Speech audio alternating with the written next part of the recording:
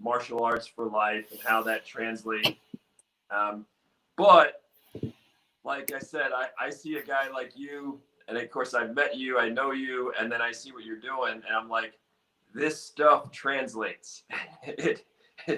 It's relevant. It's, you know, a lot of athletes should be doing it, are starting to do it.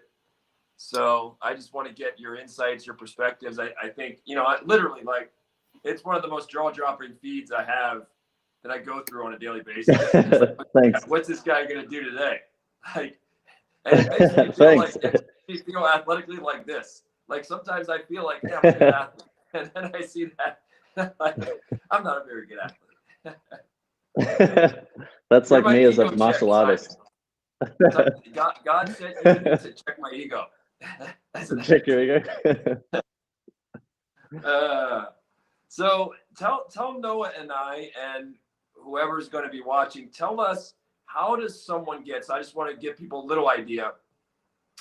You're what's called a physiotherapist. They should go to your, whatever I'll say verbally is going to do no justice to what you'd see if you go on Instagram. Simon Ster Strength, Simon, and then STER Strength, at Simon Ster Strength. Anybody who goes on there, it's just like like all these poses that 99.9% of people have never done. It's inspiring in terms of what humans are capable of. It's functional. It's amazing. And so tell us, how long have you been doing this with these dramatic calisthenics, and how did you get your start? Yeah, so I started with gymnastics when I was pretty young. My parents got me into gymnastics. I did that for about a year or two. And at the same facility where they taught gymnastics, they had breakdancing classes. So a friend who I was going to school with, who I did gymnastics with, convinced me to go to a breakdancing class. I really enjoyed it, and I just made the switch from gymnastics to breakdancing. I much preferred breakdancing to gymnastics. The freedom of it, you could sort of train whatever you wanted to do. It's really flexible. It's something you could do almost anywhere. You just needed a bit of space and some floor. But during that journey, I really found that some of the bodyweight strength training or the calisthenics training that gymnastics uses could be useful in breakdancing. So if you've ever done a gymnastics class, it's generally structured with a bit of drilling. You know, you're training skills, and then they usually have a conditioning or strength and conditioning component in the class. So you might have 30 minutes to an hour of bodyweight strength and conditioning, things like dips, chin-ups, rope climbs. And I found if I could be a little bit stronger, I always thought I could probably achieve this skill that I'm just at the edge of. Or if I was a little bit stronger and my technique was slightly off, I could probably save this skill. So I started doing a lot of bodyweight strength training to help with my breakdancing. And then as I got older, I just enjoyed that a lot more. It's a lot less aggressive on the body. Like Jiu Jitsu, you can kind of take it anywhere. The possibilities are endless. It's something you could train your whole life doing and continue to make progress. So what I do now is kind of a mixture of breakdancing, calisthenics, and I integrate a few flips and tricks in there as well. What has been the thrill? You've been doing this for a long time. This is body expression, right? I mean, this is artistic body expression, artistic expression, athletic expression. What's been the thrill that's kept you in love with this? I think the environment. I think like anything, I haven't stayed in love with this, you know, the whole time I've been doing it. There's always peaks and troughs, and you know, I had a couple of years where I started training jiu-jitsu and I did very little breakdancing or calisthenics. But I think the thing that's just kept me interested is that the possibilities are endless. You can continue to train for things forever. With social media these days, there's endless sources of inspiration. But I think most importantly, it's the environment you train with. So just having close friends that I've been training with for years, people I get together with, you know, a few times a week and train with really keeps me motivated to kind of push the limits. As I've gotten older, I've kind of moved a little bit away from trying to see what I can do with my body to trying to break things down and find the most efficient way to teach it. So now I'm making a lot more tutorials, and that consumes most of my time rather than rather than the training itself. But seeing results from people is extremely motivating in itself to keep doing that. Yeah, you've got like 500 and some thousand followers on Instagram, which is amazing, and I expect that number is going to keep going up. Your star is rising as we speak. For people who might not know, obviously Simon has an accent, and Oh yeah, a lot of Americans can't distinguish between the British accent or the New Zealand accent and the Aussie accent. Simon is an Aussie. Tell us though. So as far, I mean, you have, you're a very, you're a super muscular guy. So some people just can do the exercise, but they don't look the part. You look the part as well. Just like in a kind of an Adonis physique, a very well built physique. When's the last time you lift weights? Do you supplement your training with lifting weights or band work? What else do you do as an athlete? Yeah, I do lift weights. It's been a little bit inconsistent with COVID, so I haven't really trained because I haven't had access to a gym. Gyms in Australia were closed since March, and they've just started opening up again. But yeah, I love weighted calisthenics. So I think the majority of my training when it comes to building a physique is weighted calisthenics, things like weighted dips, weighted muscle ups. If you've ever trained with people who've been doing calisthenics for a while, it's very hard to train in an optimal range to build muscle mass with your body weight when it comes to things like dips. So the top guys out there are doing, 50, 60, 70 dips, 100 push-ups with ease. And it's not really that conducive to hypertrophy. So if you can throw some weight on a dip belt and do some, or a weight vest and do dips that way, you can train in that kind of, 5 to 25 hypertrophy range. And it adds a little bit of fun to your training. But I generally, when I have access to a gym, I'll do things like overhead press to help my handstand push up. I'll do some bench press variations to help planche push-ups. And I get very little leg training doing calisthenics. So I throw in some squats and some lunges under a barbell as well. Now, I think, I have a black belt in Brazilian Jiu Jitsu under Robert Drysdale. Noah is a blue belt under Renzo Gracie. And you've done, quite a bit of training yourself. You and I talk because I think we both have the trick shoulder that's come out of the socket, which makes it even more amazing. We're going to talk about that a little later. Yeah. You have a shoulder that comes out of the socket, bro. And you're still strong as can be and still doing what you're doing. You and I we were bonding over that. We both lived in downtown Las Vegas, which is where Simon and I met. But talk about some of the exercises that you see in and again, I don't even like to call what you do calisthenics, because when I see it, it's so far above and beyond like what we normally think of as calisthenics: a push-up, a pull-up, the dips. That's normally what we think of. So this is really advanced calisthenics compared to our popular notion of it. But what are some of these calisthenics? And you refer to yourself as a physiotherapist. What are some of the exercises on your page that you think would equate and help the jiu-jitsu athlete, the wrestler, the MMA fighter? What are the ones that really have functional application for fighters and combat sports athletes? I think things like, I think for combat sport athletes, especially jiu-jitsu, pulling strength is really important. And things like, you might train things in the gym like rows and lat pull downs.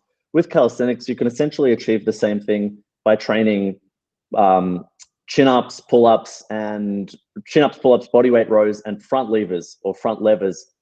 If you know what that is, kind of suspending yourself horizontal in a chest up position from a bar.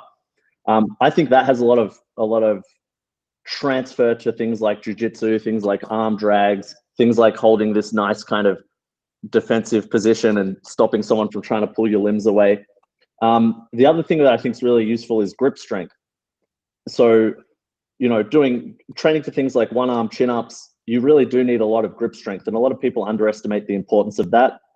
And there's other ways you can incorporate grip into that, doing chin-ups with a towel, doing chin-ups with a gi, that sort of thing can really help. But I think any kind of, if you improve your strength, your neuromuscular control and coordination, it's going to be beneficial in any way. So things like planche and handstand probably aren't that transferable to things like MMA or jiu-jitsu, but having that ability having that ability will still help to some degree just by having that body awareness, the ability to kind of move your body in space, because that's ultimately what you're doing in combat sports. You need to be able to control your opponent, but you need to be able to control yourself too. And calisthenics will really help with that side of controlling yourself.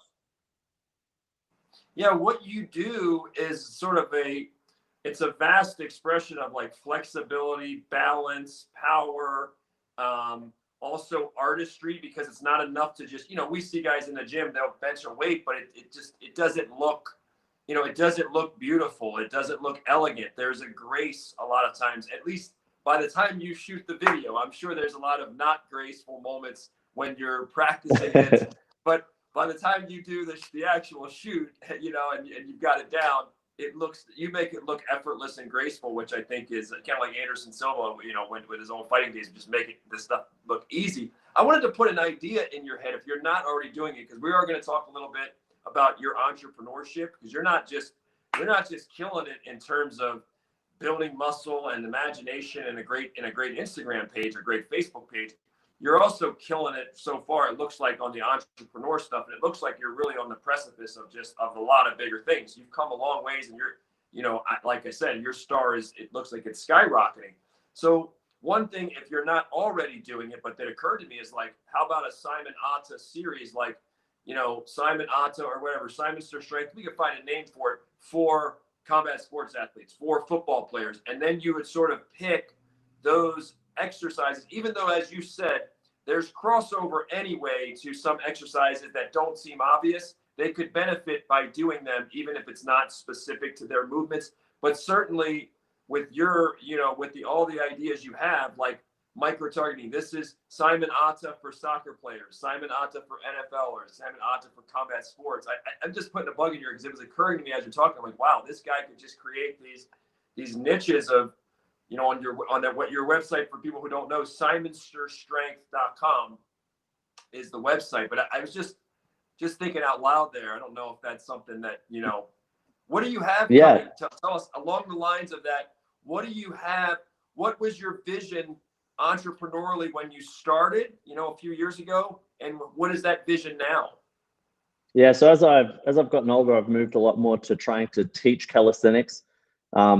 I really enjoyed the exercise science and trying to break down the biomechanics of different movements. So when people see things, when you see a guy bench press a lot of weight, people have a pretty good idea of how to get there. Whether or not they will put in the effort to get there, people kind of know the process. You lift some weights, you get stronger, build capacity, throw some more weight on the bar.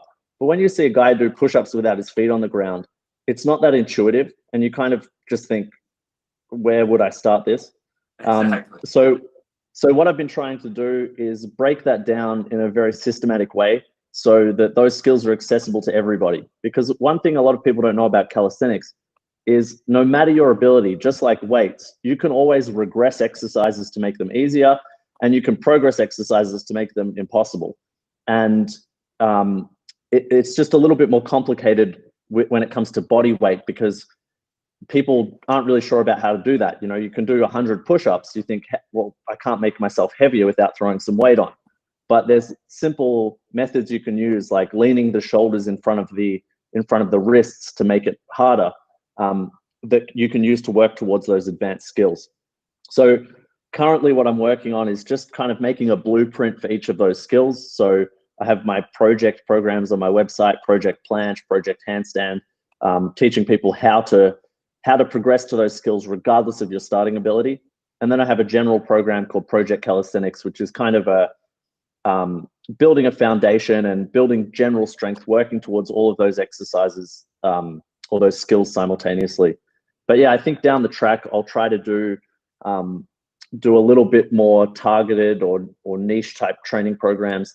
If I was going to do something like combat sports, I'd obviously do that in consult with somebody who's a little bit more ingrained in that field. So someone like yourself or Lachlan Giles, who I went to school with back in Australia.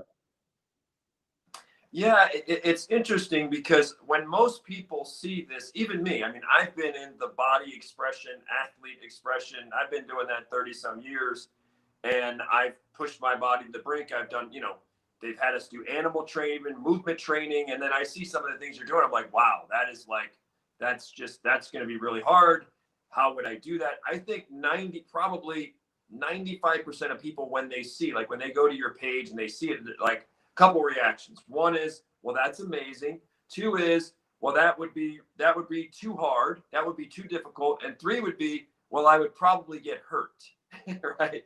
And so that's the psychological hurdle, because, and as you're explaining, well, yeah, if you just tried to do everything I'm doing right now and just dive in off the deep end, unless you were a phenomenal athlete, that's going to be, that's ill-advised. Don't do that. But where do you think, what is a good start? I'm sure you have a lot of this on your website, simonsterstrength.com.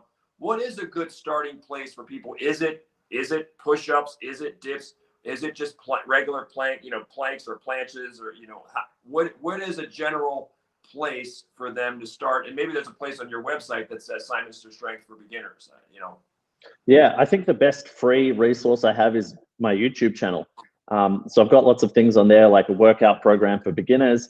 I've got a few tutorials to work towards skills like the planche, the lever, the handstand push-up.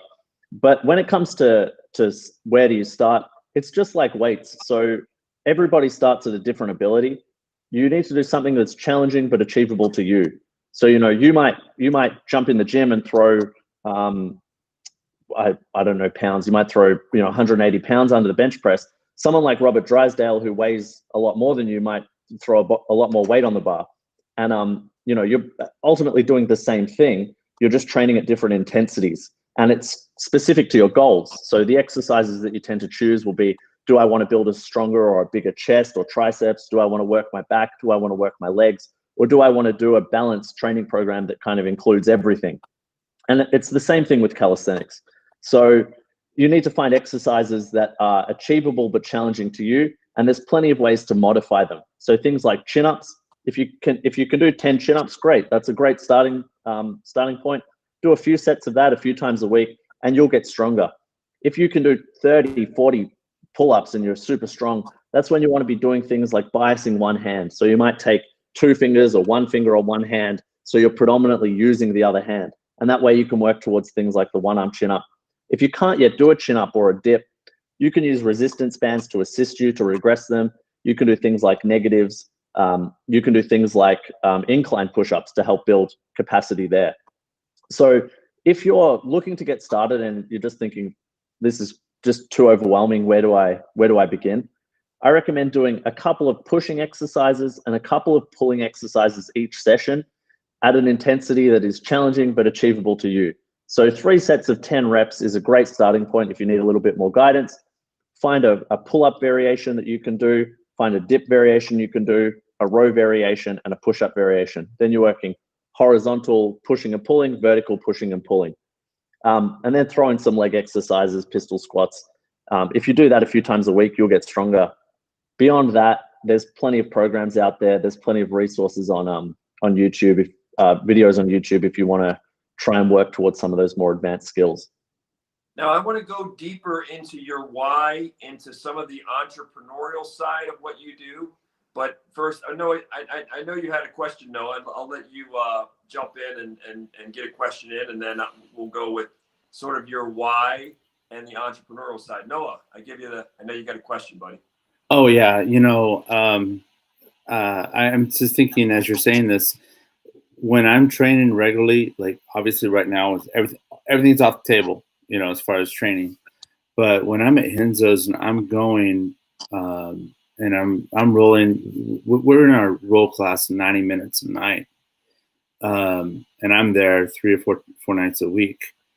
My body, my joints, I can't take lifting weights. I can't, I'm going to be very, very frank. I'm 48, and I roll with the big guys, and all of us, we say the same thing.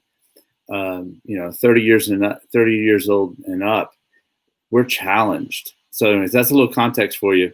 We're challenged in our joints to do these things. So I don't know if I can't even think of 2-hand pull-ups or chin-ups right now. What do you recommend? Yeah. Somebody big as Noah. I mean, my body can't do that. That's a max effort. You know, I'm heavyweight. I'm 250. So yeah, and that's a very common encounter, especially with a lot of bigger guys who are used to lifting weights, or people who are overweight and haven't done much physical training. It's like, well, weights are accessible to me. I can lower the weight, but I can't do pull-ups. How do I get started? And you don't want to start with 1 rep maxes. It's not fun. It's not a good way to keep you for an absolute beginner. It's not a good way to keep you involved in that sort of training and to make progress. So resistance bands can be your best friend with calisthenics. If you get a set of resistance band, you throw a thick band on the bar between your hands and anchor your feet in it, that will give you assistance with pull-ups. And you might be able to rep out 10, 15, 20 reps with enough assistance. Then as you get stronger, you just reduce the thickness of that band until you can do it with your body weight, if that's your goal. But it's the exact same process as you would use with the lat pull down machine. So you might put, an absolute beginner might put 50 pounds, and that might be challenging. And then as they get stronger, they can move up to 100, 150, 200 pounds, and work at that intensity. A lot of people aren't aware that body weight training and external weights are using the same underlying principles to build strength. You're putting a stimulus on your muscles. Your muscles don't know whether you're doing calisthenics or you're doing weights. They're just adapting to the demand imposed upon them. And they use the exact same principles. The only difference is you're using a pulley system with the lat pull down. You're using your body weight with calisthenics. Amazing. So let's jump in. Great insights, Noah. I'm glad that we still reinforce if you're a beginner, if you're super heavy, because these are things people think. I'm too heavy, it's too hard, I'm going to get hurt. This is what everybody's thinking, right? Sorry to cut you off, Frank. Just to go back to that point of like my joints ache, and things like pull-ups can be really intimidating. My joints ache too. Frank's joints ache. You'll be very hard pressed to find an athlete who is excelling in their field that doesn't have some sort of injury or some sort of complaint. And my advice as a physiotherapist or physical therapist and as an athlete is to avoid pain however you can. So, if this exercise is painful for you, it hurts a little bit in your elbow, reduce the intensity or modify the exercise so that it can be pain-free. So a really common complaint is, supinated grip chin-ups. Often a lot of people get a golfer's elbow or a pain on their medial elbow. And simply switching the grips to a pull-up position can sometimes alleviate that pain, or vice versa if you have shoulder pain. It's finding a way that you can modify it so that you can train pain-free. And if you can't, just stop that exercise and replace it with something else. How many years, Simon, have you been doing your practice of calisthenics, physiotherapy, all these amazing exercises? How many years gymnastics? How many years did you do that before you ever made a profit?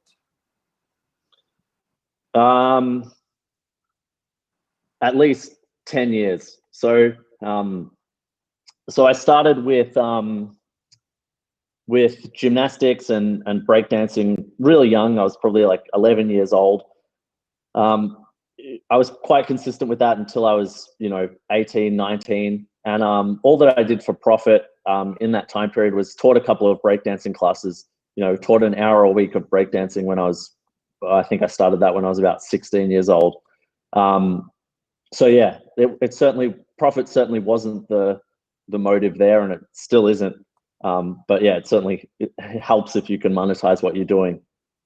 Tell us about the entrepreneurial moves that you've made, because you're getting bigger. It looks like you're doing well.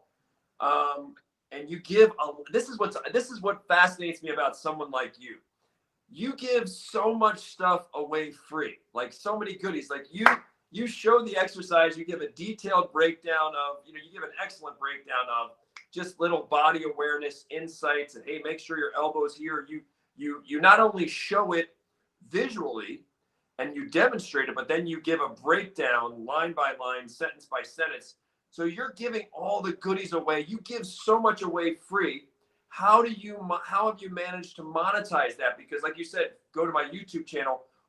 Tell us about your philosophy on that of giving away things free and being able, and also at the same time being able to monetize it. Yeah, it's tricky because you're kind of in competition with a free version of yourself anytime you give something away for free. But then you have that double-edged sword of trying to get information out there, get people to know what your teaching style's like, and promote yourself as a teacher. So my motivation with teaching has never really been to make money. It's been to teach what I do and to give my philosophy of how to train away and pass that knowledge on to the next generation. So I make a lot of free tutorials. I try to make them quite comprehensive, but you like jiu-jitsu, you could give a very quick 2-second tip about how to do a triangle or how to do some submission, but you can always go much deeper into that. And it's the same thing with calisthenics. So I can teach you the progressions to work towards a planche or a handstand push-up. I can go, here's exercise 1, 2, 3, 4. But there's always so much more. How many sets and reps should I be doing of each exercise? How long should I be resting between sets? How many days a week should I be training? Should my elbows be here or should my elbows be here? How wide apart should my hands be? Can you give me a structured program that outlines training, 3 days a week for this skill? What if I'm more advanced? What if I'm a beginner? How do I integrate things like legs and pulling training into my program? So that's the difference between what I try to do for free and what I try to monetize. So when I do something for free, I like to give kind of enough information. I don't want money to be the reason that calisthenics isn't accessible to someone. So I want to give enough information that somebody can say, all right, I know how to train towards this skill. I have a pretty good idea. I'll do that. It might be suboptimal, but it will still be pretty good, and you'll make solid progress. But then if you want a really thorough, comprehensive look at a skill with every in and out covered, that's what I sell on my website. Yeah, that's great information. It's great insight. Tell us about your why. Well, tell me first of all about adversity, because you're a guy, I've met you, typical Aussie in the sense that you kind of go with the flow. You're a cool character. Doesn't seem like you seem relatively unflappable. You just kind of you're not overreacting to things. But life happens to all of us. I think you're early 30, you're 30 or so. 30. How old are you, Simon? Yeah, I'm 30.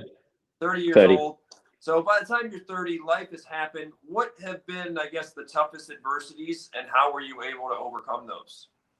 Yeah, to be honest, I've been pretty fortunate. I've had quite a comfortable life, and I haven't had anywhere near as much adversity as many people have had, and that's what has allowed me to, pursue these hobbies of trying to spin on my head and flip, because I haven't had to worry about too much else in life.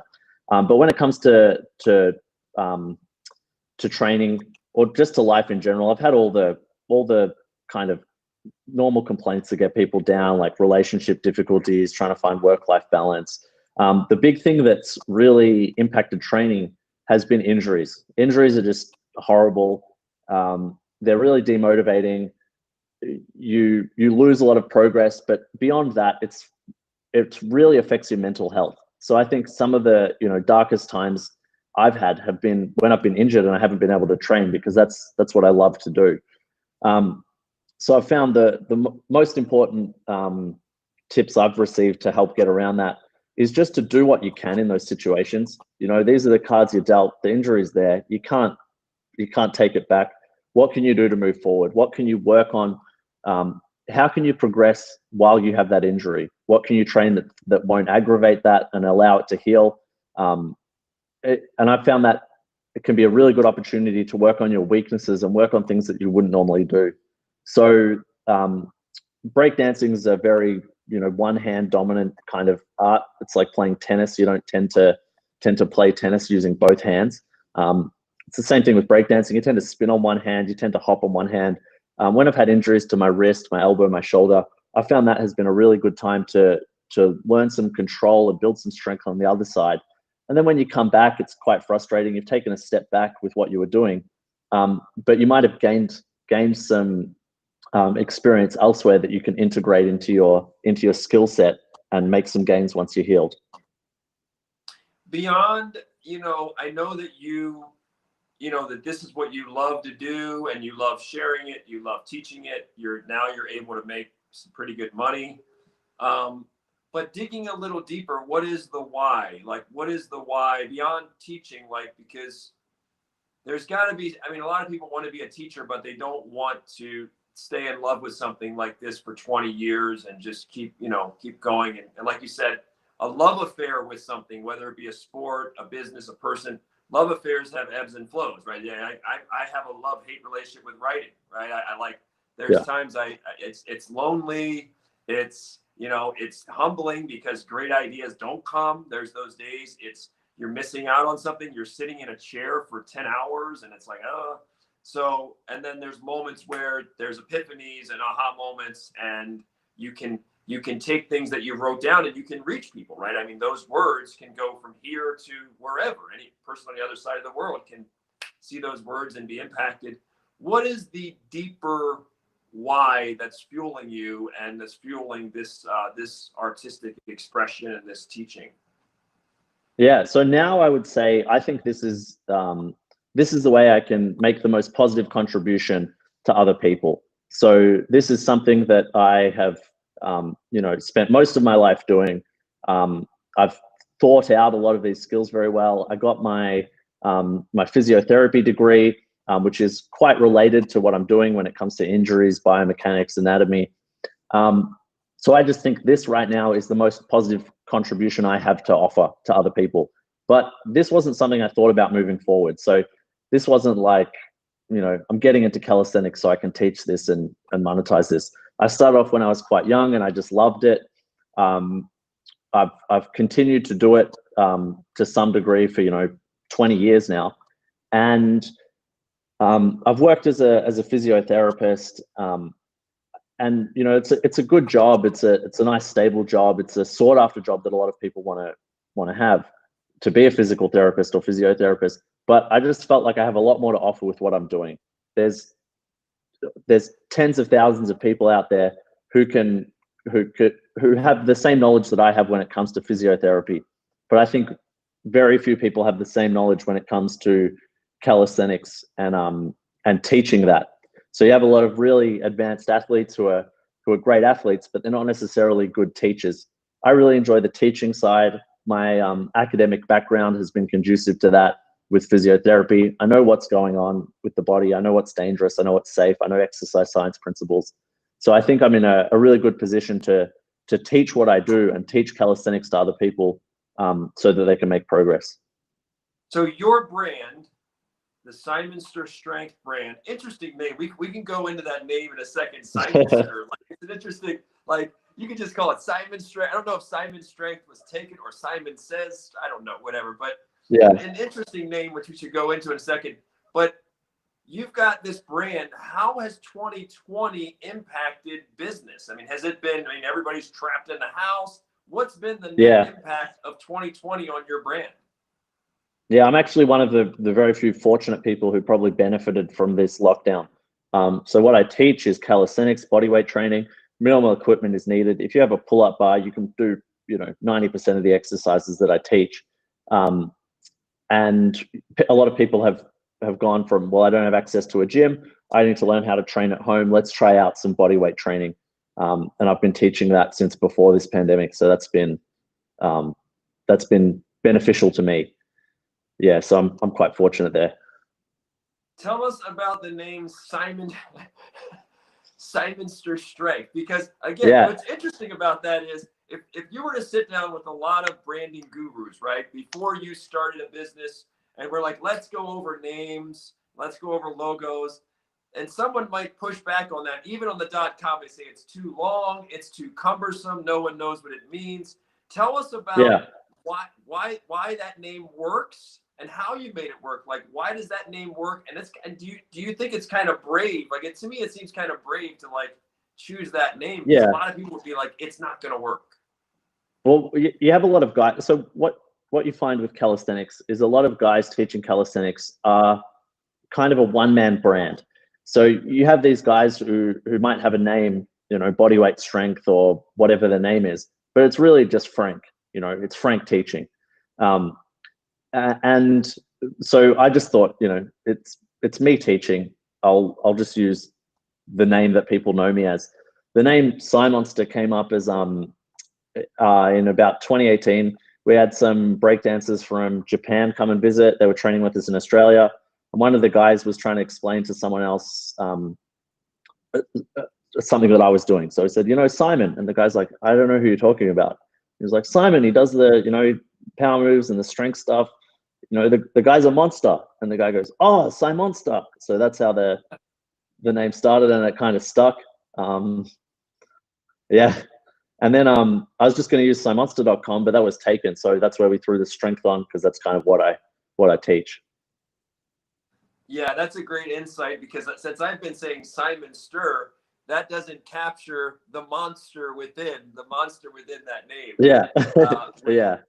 Once you say it appropriately, it kind of makes sense. Like I just said, but it's interesting to see a nickname, right? To see it's brave, because you don't see a lot of companies, brands that are built around the nickname. Yeah. You're one of those guys. You built your brand around your nickname. Tell me a little bit about your code. Your code, you know, there's all these value systems, but when you're a brand, when you're a person, you can't be 1,000 things at once. There could be 1,000 awesome values, but you really have to choose to hone in on 5 or 10 that really work for you at this point in your life. What are some of the core values or your code that, you know, as a man, as a brand, what are those core values in that code? Yeah, mine's, when it comes to my teaching, it's just efficient, honest, no bullshit, if I'm allowed to swear, teaching. So, you know, to the point, there's no fluff about it. It's just, if you want to learn a planche, you want to learn a handstand push-up, these are the steps you take. Here's a very honest approach, and it should be justifiable. So I think those are the main things that I want to stick with, you know, with my life and with my teaching, is just, yeah, how can I benefit people in a positive way, remain honest and ethical with what I'm doing. And that's why I like to put out a lot of free stuff in addition to the stuff behind a paywall, so it's more accessible to other people and I can make a positive impact there. And just to have quality teaching. So I want, you know, people, when they look at me, they go, okay, this guy really knows his in and out of every calisthenics skill. He's efficient at teaching it. There's no irrelevant stuff in there. It's just to the point, gives people the best means to make progress towards whatever they want to achieve.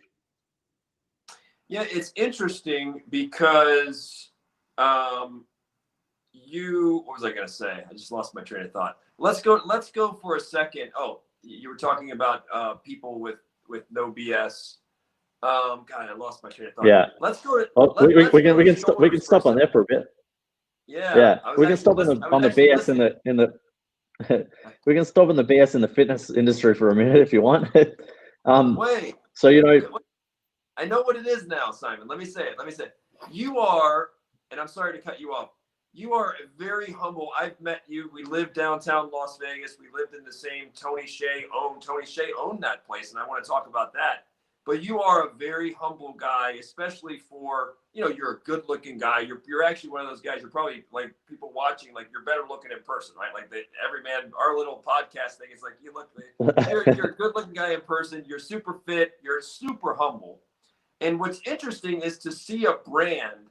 You know, you're not Tom Brady. You're not on an NFL stage. So for you, a lot of people would say, man, if you're going to be the personality, you're going to have to be so outgoing. You're going to have to be so high energy.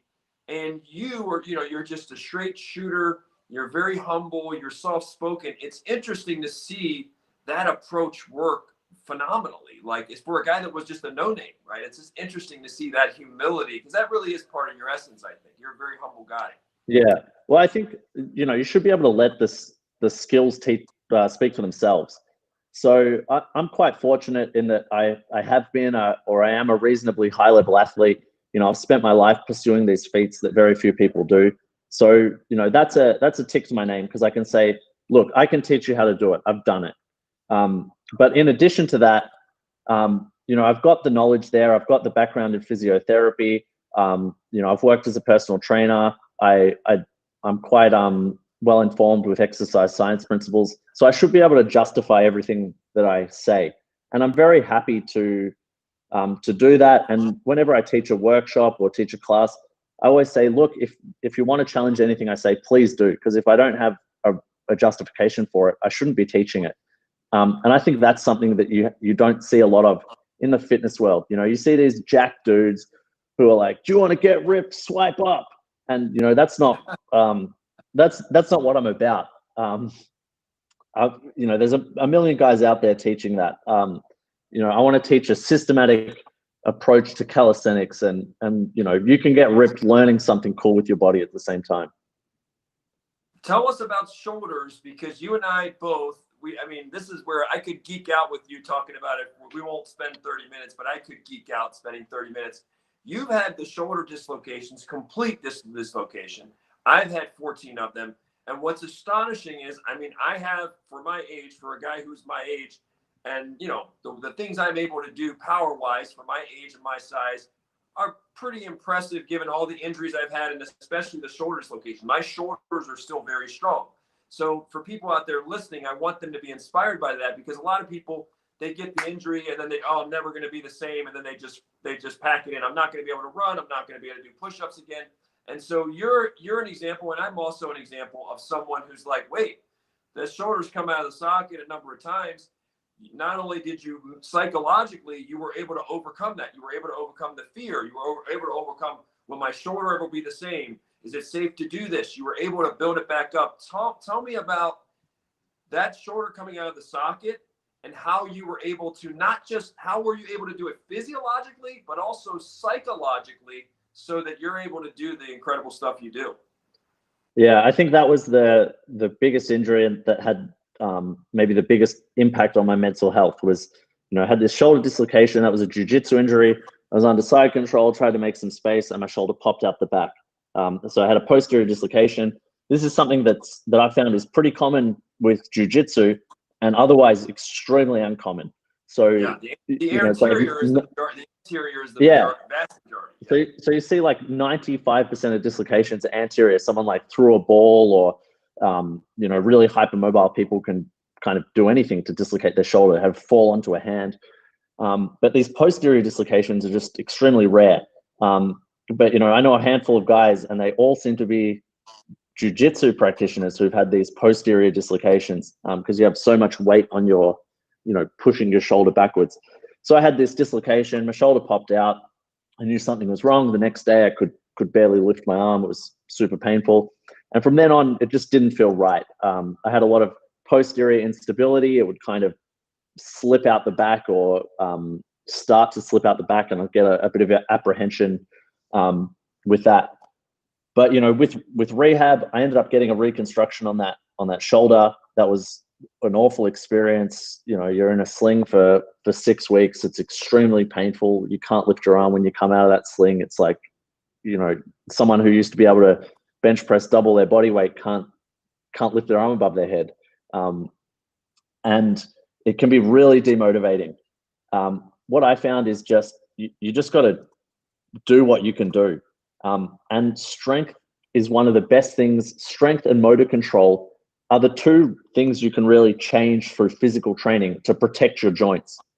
So if you do have an unstable shoulder, one of the best things you can do is to get stronger and get better control, aside from having a surgeon cut you open and fix whatever has been torn there. Yeah, it's interesting. So what are some of did you do a lot of band work? Were you doing certain things with planches? I'm talking about once you got past that 6 weeks or however many months that was, to where you weren't able to do a whole lot, you were doing the rehab. What were you able to do, let's say month 3, month 6? What were the go-to exercises to really protect the shoulder, the stability and the integrity of that shoulder? Band work? So in the early stages, the first 6 weeks is essentially nothing. Some very small, pendulum movements to reduce your risk of getting a frozen shoulder. From the 6-week mark onwards, you can start doing some active range of motion, and you can start moving it, but you still can't lift any significant weight usually until about the 12-week mark. And that's usually when surgeons say, all right, let's start getting you strong. Things should be healed pretty well now. So, the first 6 weeks is improving your range of motion, getting that full range of motion, being able to lift your arm over your head. Then from about 12 weeks, I just started super light. So, doing all the band stuff that you're doing, very light resistance, band external rotation, internal rotation in different shoulder positions, lifting some very light weights. And from that point, that's kind of where you move into a more sport-specific rehab protocol. So I was pretty fortunate because I was a physiotherapist. So I moved into doing things like just holding push-up positions on one arm, doing scapular push-ups, doing incline push-ups to reduce the intensity, doing band-assisted pull-ups, doing band-assisted dips, and just progressed from there, putting more and more weight on my hands, easing into things like handstand push-ups, and then the more advanced skills. What's been the best method? I've seen different methods for popping the shoulder back in. What have you found to be the best method? I mean, was it a one-time deal, or had it come out? Yeah, mine was a one-time deal, and I was pretty fortunate. It relocated itself, so I didn't need anyone to pop it back in. Okay. Let's go to DTLV, downtown Las Vegas. You and I lived there. Yep. Down there for a little bit, a couple of years it seemed like, and it was it was an interesting time because there was a lot of money pouring into downtown Las Vegas. They were trying to revitalize it and get it to where a lot of the artists would come there, and businesses would come, and it would be a cool place, and it would attract the young, chic artists, professional types. So there was a lot. I mean, over like $500 million invested. And it was an interesting time down there. A lot, like, again, people like you, me, many others, a lot of interesting people there. Tony Hsieh, of course, was, one of the chief movers, chief architect of that, with his money, with his influence with Zappos. You and I were both down there. We both, I guess we've seen the headlines in recent weeks about his tragic death in the fire. What stands out to you about that downtown Las Vegas experience? And did you actually know Tony Hsieh? No, I didn't. And to be honest, I don't actually know too much of Tony Hsieh, so you might have to tell me a little bit about him. But yeah, so I moved here from Australia to for work, dancing in a show downtown. Coming from Australia, it's just a crazy experience. Vegas is not like anywhere else in the world. It's like a big adult playground. So I got here and I was just kind of like, what is this place? I have no idea what to make of it. This is my first time in the United States, and I'm performing in downtown Las Vegas. So it was just a wild experience, very eye-opening, just seeing this kind of crazy city that's always on go. Yeah, it helps to have the accent too. That accent for some American women. I don't know. Do all women everywhere you go love the Australian accent, or is it just American? Is it just American women? It's like you get a lot of mileage out of the accent. Yeah, I think everywhere except Australia. It's pretty safe. Noah, you've been. One other thing, and I want to turn it over to Noah.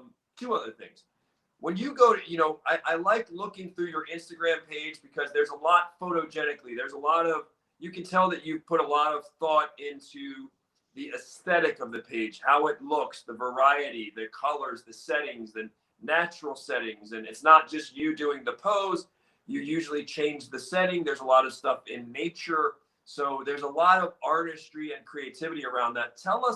Take us into your mindset as to how do you go about the artistic side, not just you doing the pose, not just you explaining it, but we're going to choose this location at Red Rock Mountain. We're going to hang this from a tree, whatever. How do you go about that? And why is that so important? So I really like nature. I like hiking. I like traveling. I love national parks. So, I'd normally go there and take pictures anyway. And while I'm there, I always think it's cool to get a picture, and I'd much prefer to be upside down or doing something, the type of stuff you see on Instagram rather than just standing there. I also really like photography, and I've got quite a few friends who are creative types. They like videography, photography, and sometimes it's just cool to go out with them and shoot a video or shoot a photo, especially when it's somewhere you'd normally be anyway. So I'll go to Red Rock quite a bit just to hike, and if I'm there with a friend who's into photography, we'll try and get some cool pictures. Now, you're not yet Mr. Entrepreneur, whatever. You just it's happening for you. But I predict that you're going to get bigger and bigger and bigger and bigger, and you've got a great brand going. What would be your advice, just from where you are now? You're still a work in progress, but you're having quite a bit of success. And what would be your advice to other entrepreneurs or people out there who are going to set up a brand, who have an expertise, but maybe they don't know how to go about it? What's your best advice? A couple of tips for them to say, these are steps that have worked for me, at least. Yeah, I think what's worked for me is just trying to produce quality content. So, I'd be doing this stuff. I'd still be doing the same thing if I was super rich and never had to work a day in my life. I would still be creating the same tutorials that I create. I just might be able to make them a little bit better quality by pumping more money into them. But the goal with me has always just been quality content, quality teaching. Just try to make the best tutorials that you can, which is what I monetize. So I want to be the guy where you're like, this is your favorite calisthenics coach's favorite calisthenics coach. This is the go-to guy with an answer for whatever you need when it's related to calisthenics. If the goal is building a brand, business, monetizing things, I really can't give much advice beyond that, because this was never really a business pursuit for myself. This was just what I love to do. I just want to teach and get this out to as many people as possible. So this was an accident. Yeah, pretty much. One thing I've found that's been really beneficial, that was quite hard to do, was saying no to things that weren't conducive to where I wanted to go.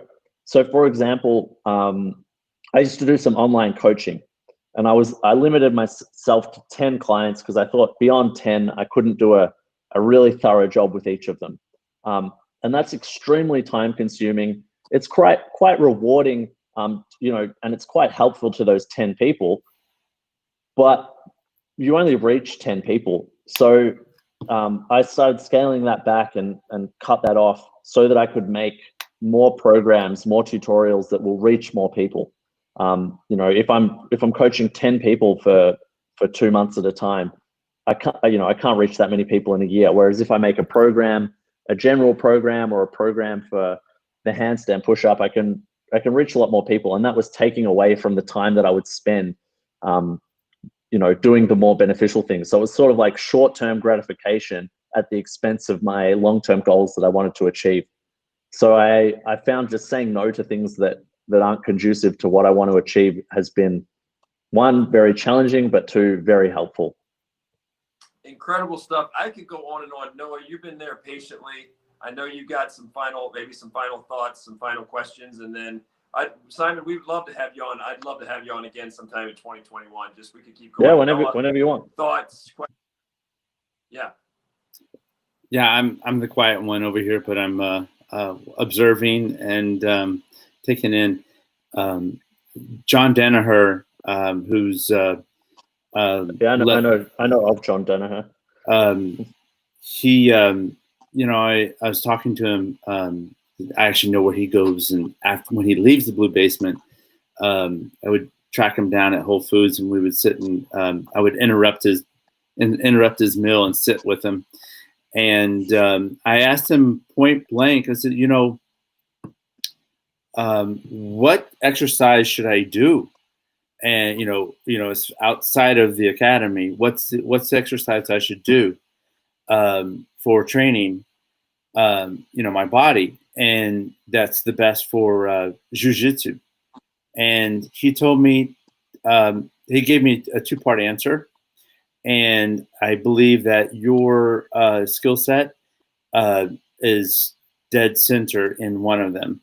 And what John said to me, he said, aside from yoga, was the L-sit. Yep. He said that is the best thing you could do as a Jiu Jitsu practitioner. And from where I'm sitting now, I've worked with the L-sit a little bit, and it's tough. And I've looked at your videos, before we've spoken. How do I increase the strength of my psoas muscles to keep my legs out in front? That seems to be the tough one. Yeah. John Donaher is just before we get into that answer, John Donaher is awesome. So I follow him. I don't even do jiu-jitsu anymore, but I love the content that he makes, and it's always very very to the point. It always has a fantastic justification, and that's kind of what I aspire to be in the calisthenics world. When it comes to learning the L-sit, I've got a free tutorial I've put on YouTube that you can look at that will probably answer a lot more thoroughly and concisely than I will right now. Yeah. But when it comes to building strength for the L-sit, that's something that a lot of people aren't that familiar with outside of the calisthenics world, because it's an isometric movement. So it's an isometric, not movement. There's no movement. It's an isometric hold. So what that means is your muscle is contracting without movement. It's like holding weights out to the side for as long as you can. And generally, people don't train in this fashion. Generally, it's your traditional sets and reps. Now, you can do sets and reps to improve your L-sit. You can do things like holding a dip position and lifting your legs in front of you with straight legs, or lifting your legs in front of you with tuck legs as a regression. But the L-sit has a lot of components. So when you break down the L-sit, you need a strength component in your psoas and your rectus femoris and your abs. You need the strength to lift your legs. Additionally, you need to have enough hip mobility and hamstring flexibility to sit with your legs straight.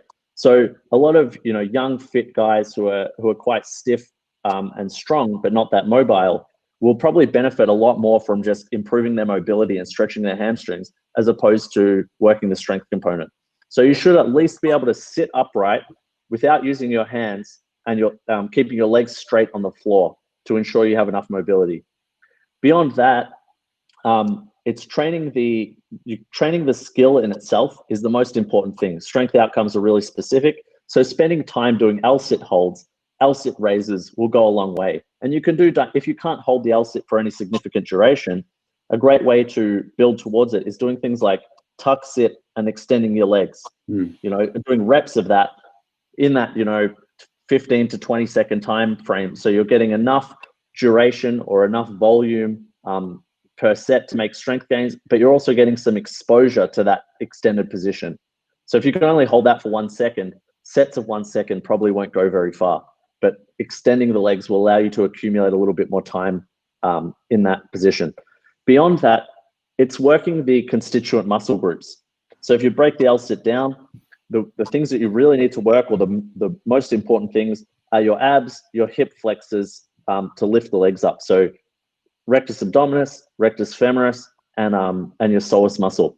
You can work on that with hanging leg lifts. So hanging from a bar, lifting your legs up in a tuck position, increase the difficulty by straightening the legs to 90 degrees, increase the difficulty by bringing the toes to the bar if you really want to increase that challenge. In addition to that, you want to work your scapular depresses to lift your body as high as you can. So if you keep your arms straight and you shrug your shoulders down away from your ears as far as you can, you'll lift your body higher. So that will allow you to achieve the L-sit on the floor on low parallettes. And you can do that with dips and scapular dips. So just holding this position and lifting as tall as you can. The final component that's often understated in the L-sit is shoulder extension. So in the L-sit, if you look at you're just a fit guy try an L-sit, often what you'll see is their body is curved and it's kind of at an acute angle like this. And they're kind of sticking their hips back behind their hands. In a perfect L-sit, you want to be in this upright L position. And the difference there is your shoulder flexion angle. So a lot of people are doing their L-sit like this. You want to extend your shoulders to be in this nice upright position. So you need to push back with your arm. So when it comes to improving your L-sit capacity, the summary is some attempts or some work on an L-sit related exercise a few times a week. So you might pick 3 L-sit training sessions a week. spend some time doing the actual L-sit or whatever regression you can achieve. So you might do 4 sets of 15 seconds in L-sit holds, add ankle weights if you're stronger, or do the dynamic reps if you're weaker, or even just the tuck sit. So you can achieve that 4 sets of 15 seconds.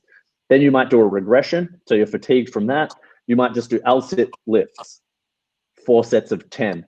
Beyond that, you want to work those constituent muscle groups. So you might do some scapular shrugs. You might do some hanging leg raises. And you might stretch your hamstrings to help improve those components.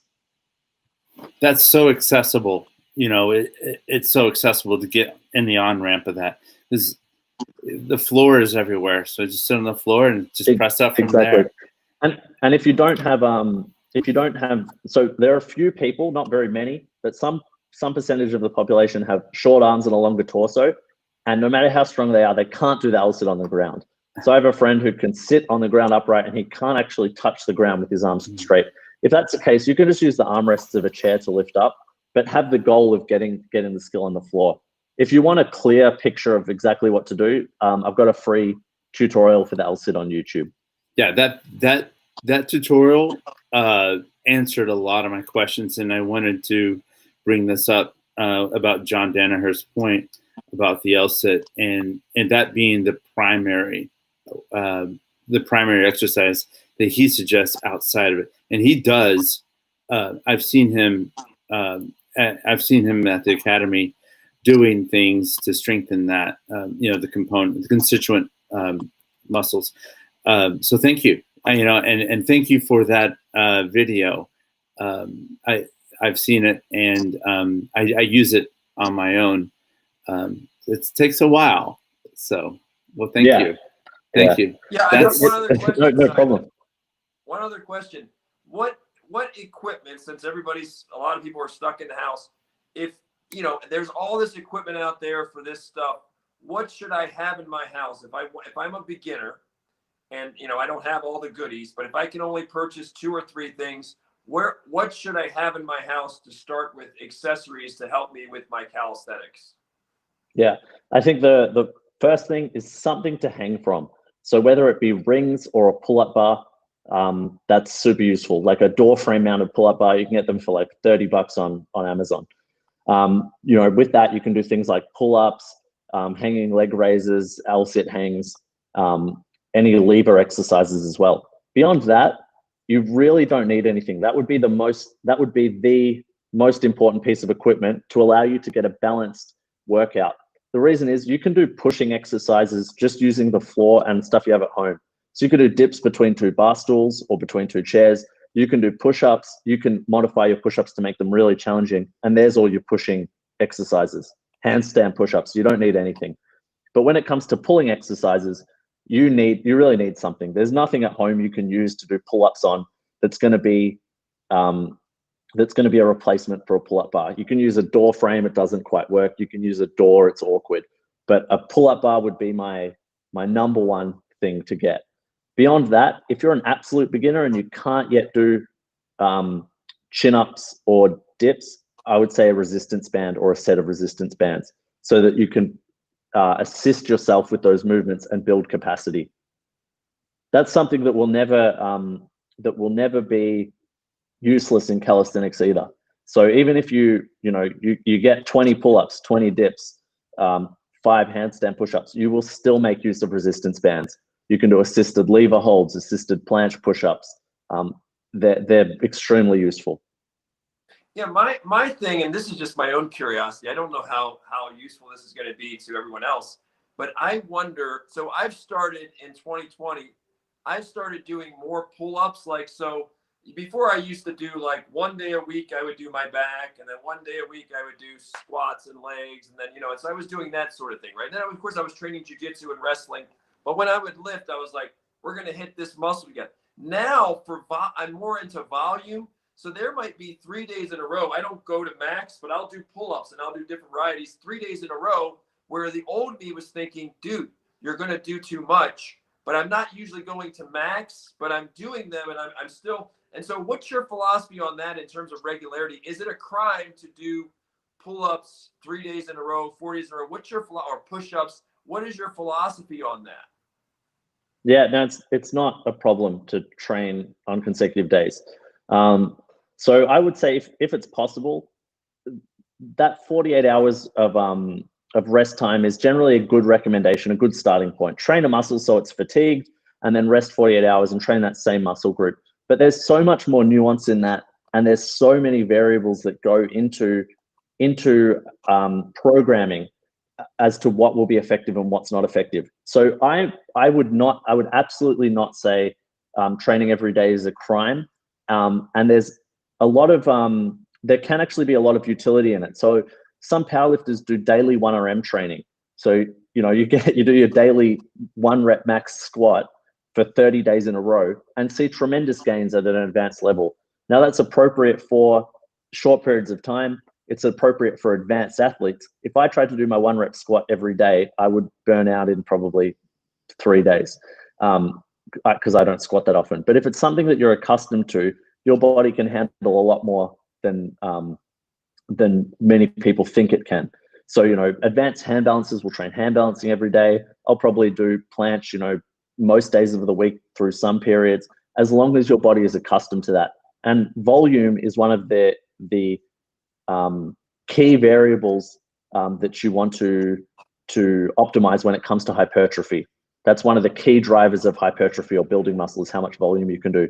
So doing more frequency is a very sensible way to get more volume, and staying further from failure will reduce fatigue. So if you did 5 sets to failure, you might not be able to sustain that every day. But if you're going to an RPE of 8 and you're stopping a few reps shy of failure, you may be able to do 5 sets every day. My recommendation is, start quite conservatively. As long as you're making progress, that's a good thing. You will never know what is an optimal training program, and even if you hit optimal, it won't be optimal forever. So progress is a beautiful thing. Focus on progress rather than chasing the ghost of optimal, and gradually progress with your training volume and your intensity, just to ensure that your body can acclimate to it. Awesome stuff. Well, Noah, I know I speak for both Noah and I, Simon. It's been great guest, man. I'm happy that you made time. Like, he's getting bigger, and I'm just really happy that this has come to fruition, that we have a podcast, and we'd love to have you on in 2021 and just see what you're up to. And again, for anybody out there who's interested, it's at SciMonster Strength is your Instagram handle. Your YouTube handle is just SciMonster Strength. It's the same.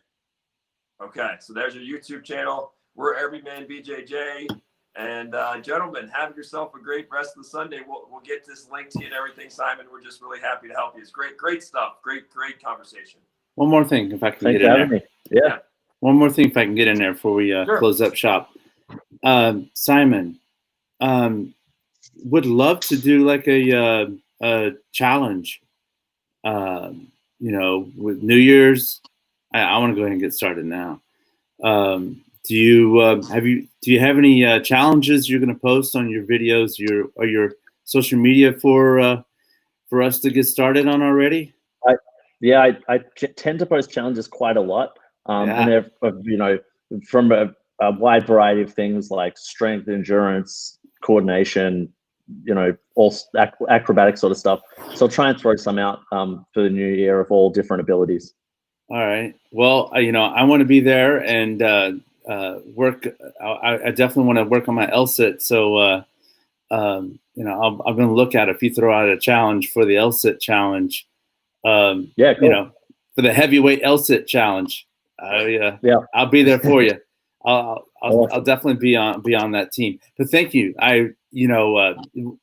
This is expert advice that heavyweights and every man, every woman doing Jiu Jitsu benefits from the advice that you give. So I'm a fan, definitely a fan of the information you put out. Thank you very much for that.